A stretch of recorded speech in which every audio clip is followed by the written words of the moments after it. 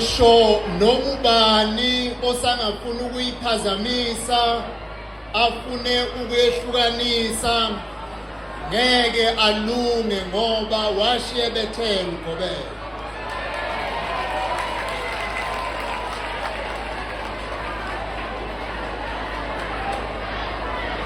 No, comrade ninganaki artist le. Bajabuleli artist msana kuyinaka bayekeli labayana. Ufuna ukukhuluma nani ngoba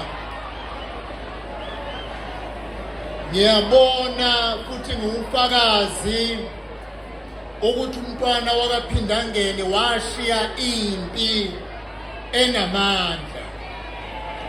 Uma ngibuka nje lana ngimbuka lapha ninenihleli phansi eningenendaba nama-artists amenywe yithina.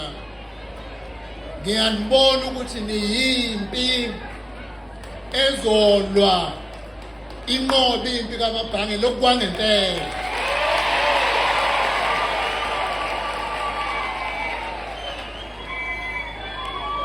Ukhetho luka 2024 wafa kuzobe kuqhude manikiniki izindala pha zombili phakathi kwenkatha namasela.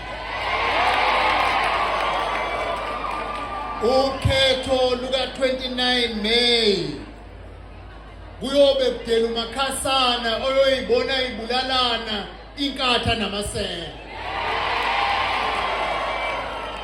Ngakho uma ngilibuka kanjena nangenkathi esihlangene eMabhida sasho ngeenhliziyo zethu ukuthi umntwana kaPhindangene uma ebuke phezulu emafini noma ephansi emanzini uthi ngayishiya ezami ngiyibethele ngiyoke ngibone ngomhla ka 29 May.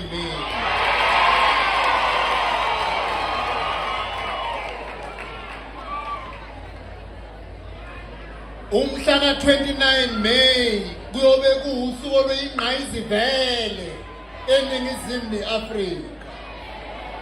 Ngoba ngomhla ka 29 May siyobe siyokhipha amasela kwisifundazwe saKwaZulu Natali nakuhulumeni kazwelonke. Besisho umyalezo ofanayo nase-Free State emini ukuthi ngomhla ka 29 May usuku lwenkatha. Emveni kweminyaka engama-30 savota